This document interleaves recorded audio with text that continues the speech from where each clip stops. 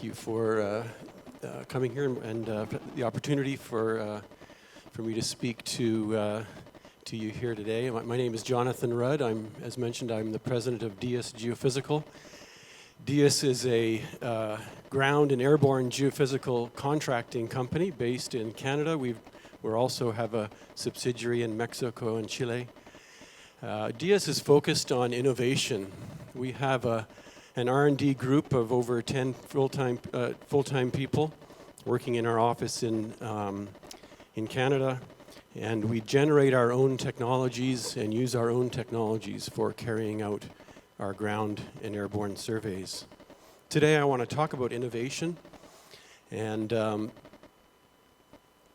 but first I want to kind of provide maybe a quick description of what exploration needs are out there.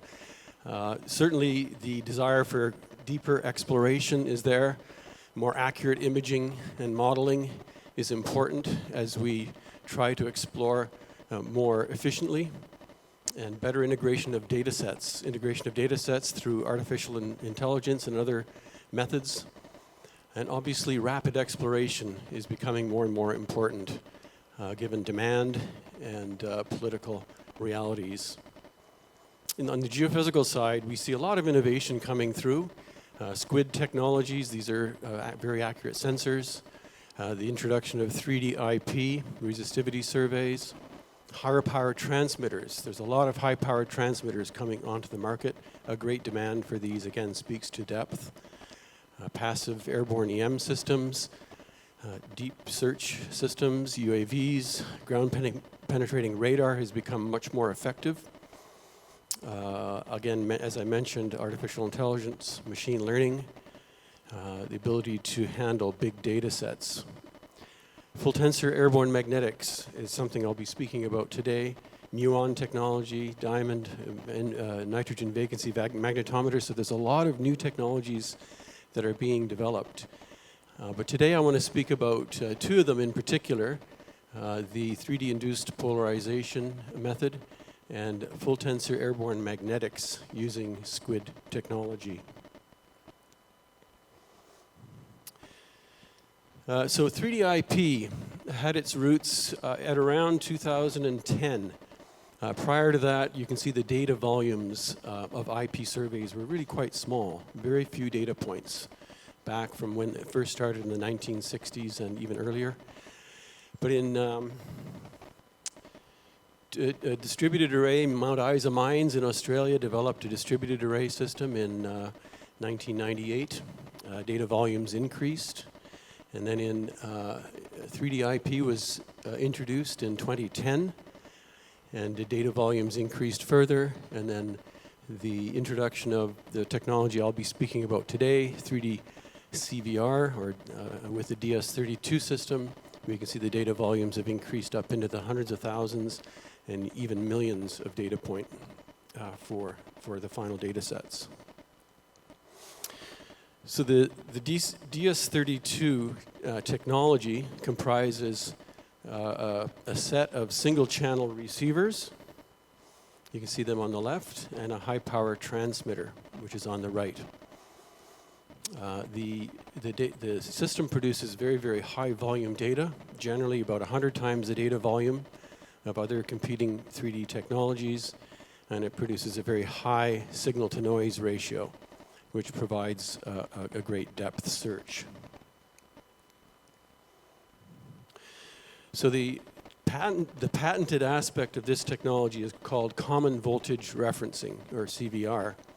And the approach here is to connect all of these receivers. In this case, we see maybe 50 of them lined up in 3 lines. You can orient them any way you want, arrange them in any sort of pattern based on the field needs, and then you just have to connect them all with a single, very fine wire.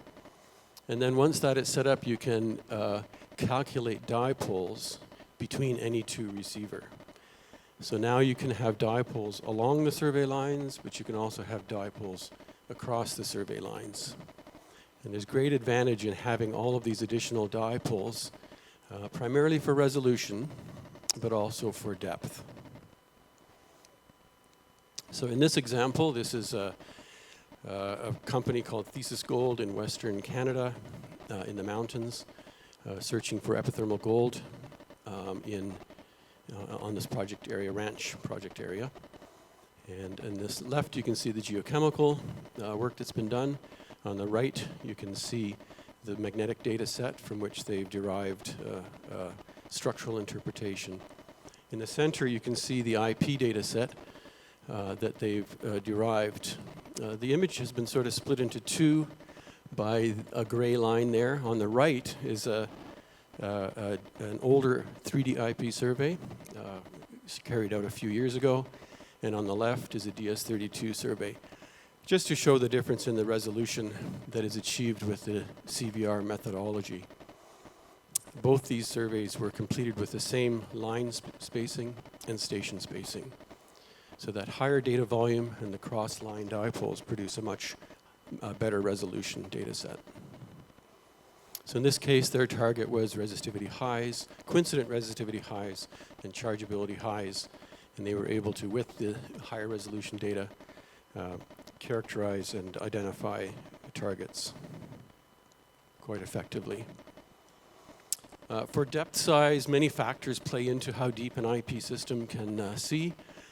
Certainly high signal, so having a high power transmitter is very important. The GS5000 transmitter of ours is a 50 kilowatt, 5,000 volt transmitter, and so it provides very good, strong signal. The low noise is the other end, so high signal to noise, you want low noise. So the CVR methodology produces a lower noise dipole reading. Larger dipoles will also have greater depth sensitivity, so the ability to calculate large dipoles and small dipoles enhances depth search. And then, of course, if you don't understand what's going on in the near surface, it's very difficult to interpret or model what's going on at depth. So having good resolution results in the near surface will enhance your ability to model accurately what's going on at depth.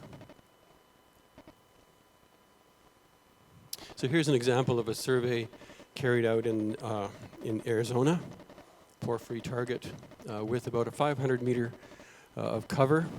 And in this case, the client has confirmed imaging down to over a kilometer with the 3D IP, DS32 3D IP system. Turning now to Mexico, a couple of examples here. We have Santo Tomas. So this was a survey was completed a couple years ago now for Oroco Resources. I did a presentation on this at this conference a couple years ago, so I won't go into great depth. But on here we can see on the right-hand side about a 5 kilometer strike length of survey. North is to the bottom of the image, and south is to the top. But you can see this is the IP model generated from the DS32 data set. And the chargeability model is characterizing the known mineralization in the main zone, the north zone, and also in the south zone. And it also identified mineralization north of the river in the Brasilis zone, which has been confirmed. The whole purpose of this survey was to provide guidance for drilling and identification of potential new target areas. And so the value that the client, Oroco, has seen in the data set is in lithologic interpretation. You can see the ability to image the limestones versus the mineralized and altered sections to the east. In alteration as well, you see it mainly in the chargeability response, a lot of pyrite associated with the alteration zones. And then imaging structure, and we can get that both from the resistivity and chargeability data sets. And of course, mineralization is generally interpreted from the chargeability data set. So in this case, this survey was designed to image to a depth of over 500 meters. We were seeing down to about 600 and perhaps 700 meters in cases in certain areas. The north zone response, you can see in the section, confirms the west dipping nature of the deposit, and the strong footwall response to the right side of the mineralized zone there confirms that the low-grade alteration containing pyrite is seen in the IP data as well. The chargeability response at depth in the hanging wall was a target for downfaulted mineralization, and they have reported success in testing those areas. And as I mentioned, to the north of the main zone, or the north zone, is the Brazilias mineralization. It was identified in the data set and confirmed through drilling.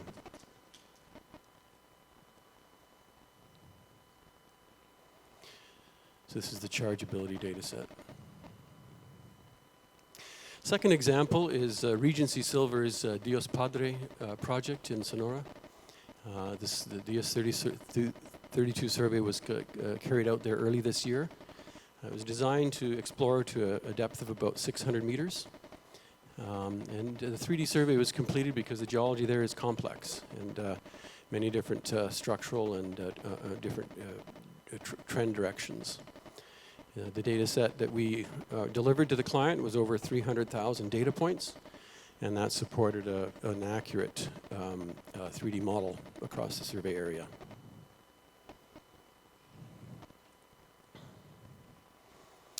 So here's I guess a long section view perhaps. It's looking from the east through the area here on the left there. You can see a finger pointing up, and that's the Dios Padre mine response and the chargeability data.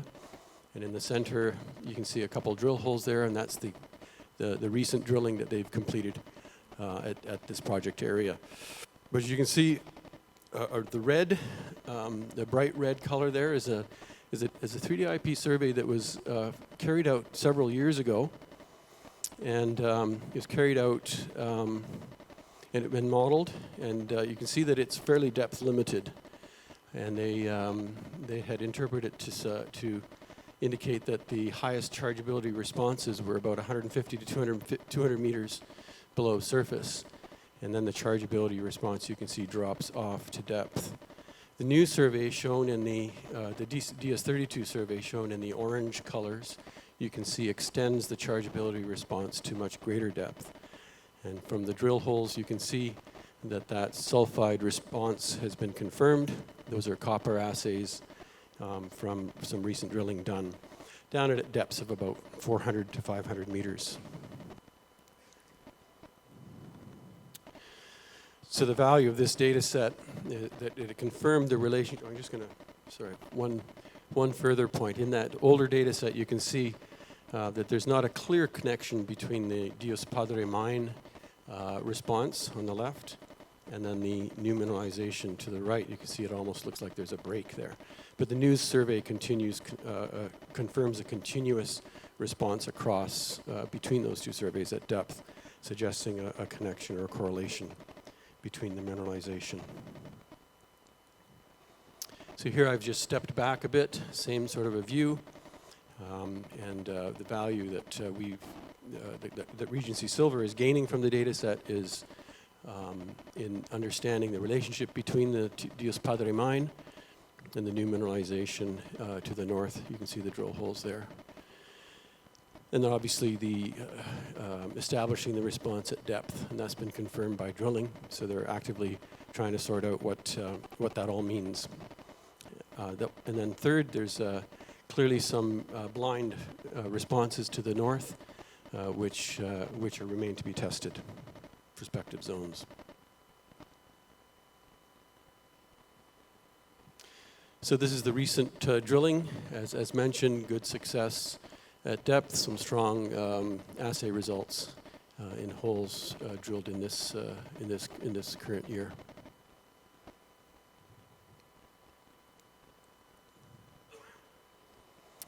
Second system is a QMAG-T system. This is a airborne magnetic system, gradiometer system, that uses low temperature squid sensors. Squids are chip scale magnetometers, so they're very, very small sensors. They have to be in liquid helium, so very cold.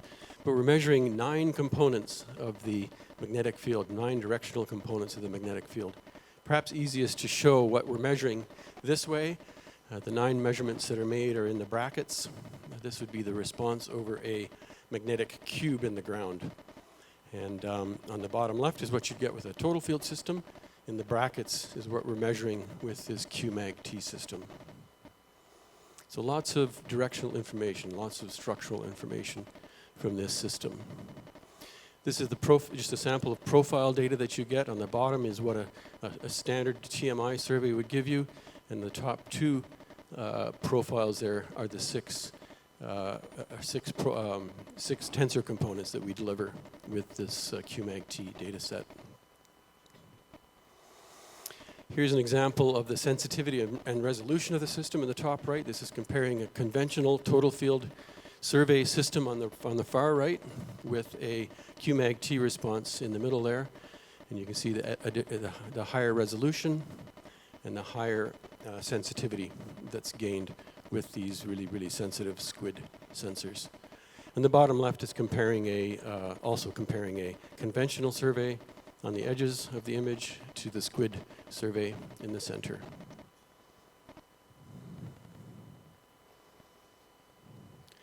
Here's an example of a survey flown in central Canada in lithium application. This is a greenstone belt. The strong responses that you see in the bottom right image in the BZZ component are iron formation. You can see an intrusion to the south and the internal structure, I guess, or fabric within the intrusion being imaged in the various tensor components. So as you can see, there's lots and lots of structural detail in this type of in this survey data.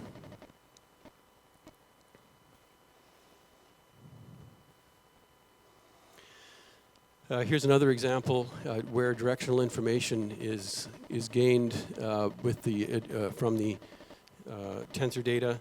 On the left is a total mag survey, and on the right are the 6 tensor components from the squid survey. You can see the central dike is showing remnant magnetization through the central section where it's offset. It's not visible in total field, but it's being mapped quite clearly in the tensor component data. So lots of additional information to use in interpretation from these types of mag data. Lots of things can be done with the data: more accurate modeling, characterization, remnants identification, and much more detailed imaging. Very effective in low latitudes where total field magnetic surveys struggle, particularly with north-south features. So the system is very useful in low latitudes. What can it be used for? Kimberlite mapping is an obvious one. Ultramafic intrusion, where you've got remnants, where you've got complex geology. Iron ore deposits, we've done several surveys in that environment. And also in subtle magnetic environments like lithium and silver. So in conclusion, innovation is at the core, is core to the future of our industry. Big data is here. Embrace it, collect it, acquire it, and explore the new technologies that are available. And then the final point I wanted to make, that we often don't have enough money to do it right the first time, but we always seem to have enough money to do it again when we don't get it right the first time. So carefully consider what's out there, what's available, and I thank you for your time.